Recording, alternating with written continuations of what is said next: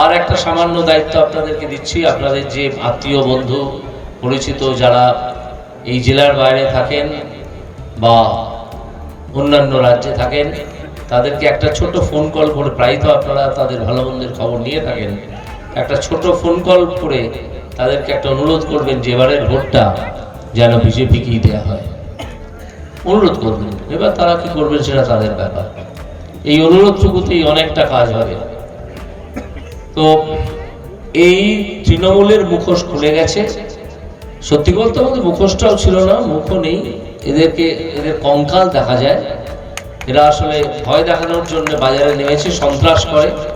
এখানে আমি এরকম আরেকটি শাহজাহানের কথা শুনেছি একটু আগে একটা মিটিংয়ে, তাকে হুঁশিয়ারি এসেছি যে তুমি যদি এমনকি নেপালেও পালিয়ে যাও, যেখানে পালিয়ে যাওয়ার তোমার সম্ভাবনা আছে, সেখান থেকে মোদি সাহেব এবং আমাদের স্বরাষ্ট্রমন্ত্রী অমিত শাহ যখন তোমাকে তুলে এনে এখানে ফেলে রাখবেন হাত পা বেঁধে, তখন বুঝতে পারবে কত ধানে কত চাল।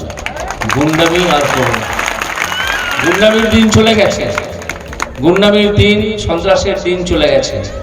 মানুষকে বলবো ভয় না পেয়ে বাড়ি থেকে বেরিয়ে আসুন, সকাল সকাল ভোট দিন, নিজের ভোট নিজে দিন।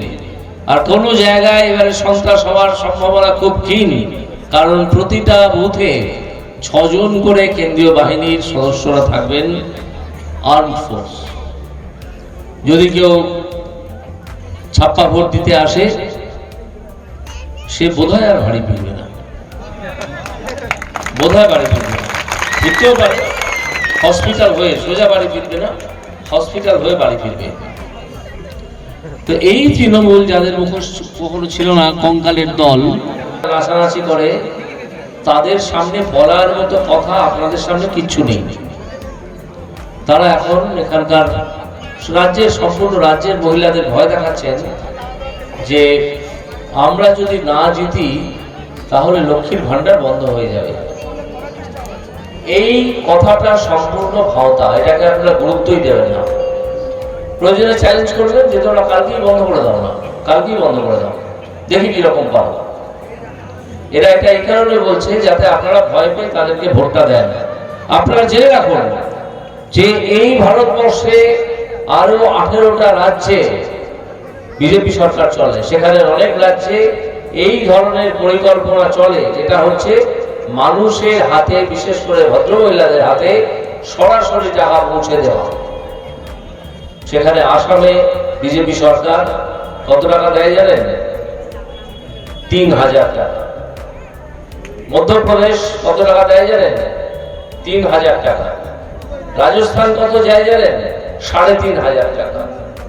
পশ্চিমবঙ্গ কত দেয়? এর আগে দিত 500 এবং 1000, এখন দিচ্ছে 1000 এবং 1200 দেওয়ার কথা বলেছে, পাচ্ছেন কিনা আমি জানি না।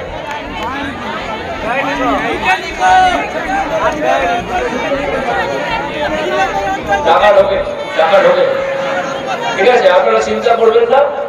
এই টাকা না ঢুকলেও, এই টাকা না ঢুকলেও আপনারা তো ভিখিরি নন, এই টাকাটা আপনারই টাকা। কিভাবে আপনার হাতে আসছে সেটাও আমি একটু বাদেই বলছি, আমি বুঝিয়ে বলে দিচ্ছি। এই টাকা আপনার টাকা, আপনি পান, ওদের কোনো অধিকার নেই এই টাকা আটকে রাখার।